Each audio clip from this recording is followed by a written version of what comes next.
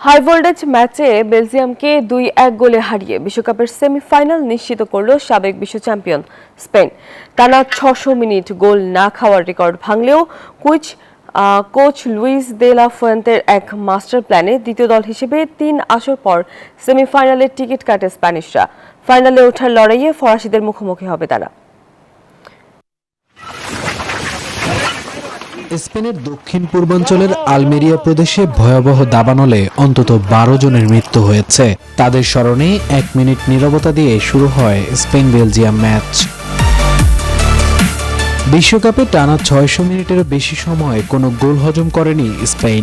শেষ 5 ম্যাচে প্রতিপক্ষের জালে বল জড়িয়েছে 9 বার। এবার প্রতিপক্ষ বেলজিয়াম। ম্যাচের শুরুতে বল দখল ও আক্রমণে আধিপত্য দেখায় স্পেন। ফলস্বরূপ 30 মিনিটে দানি ওলমোর শট বেলজিয়াম গোলরক্ষক থিবো কোর্তোয়া ফিরিয়ে দিলেও ফিরতি বলে গোল করে স্পেনকে এগিয়ে দেন ফাবিয়ান রুইজ। যুক্তরাষ্ট্রের 1 নম্বর জিম চেইন গোল্ডস জিম এখন আবারও বাংলাদেশে।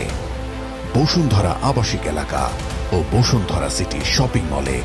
তবে প্রথমার্ধের ঠিক শেষ মুহূর্তে কাস্তানিয়ের নিখুঁত ক্রস থেকে দুর্দান্ত হেডে বেলজিয়ামকে সমতায় ফেরান চার্লস ডি কেটেলারা। এই গোলে বিশ্বকাপে টানা 600 মিনিটেরও বেশি সময় পর গোল হজম করে স্পেন। 1-1 সমতায় থাকা ম্যাচের 72 মিনিটে চোট পেয়ে অশ্রুসিক্ত চোখে মাঠ ছাড়েন বেলজিয়ামের প্রধান গোলরক্ষক কোর্তোয়া। তার পরিবর্তে নামেন তরুণ গোলকিপার সেনে লামেন্স। ম্যাচের শেষ মুহূর্তে স্পেনের কোচ লুইস দে লা ফুয়েন্তের একটি চাল ম্যাচের ভাগ্য নির্ধারণ করে দেয়। 86 মিনিটে বদলি হিসেবে মাঠে নামান মিকেল মেরিনোকে। নামার ঠিক 2 মিনিটের মাথায় পাউ কুবার্সের জোরালো শট বেলজিয়াম গোলরক্ষক ল্যামেন্স ঠেকালেও ফিরতি বল জালে জড়িয়ে স্পেনের জয় নিশ্চিত করেন মেরিনো। এই জয়ে দ্বিতীয় দল হিসেবে সেমিফাইনালের টিকিট কাটে স্প্যানিশরা। 15 জুলাই রাত 1টায় সেমিফাইনালে ফ্রান্সের মুখোমুখি হবে তারা। মামুনুর রহমান, নিউজ 24।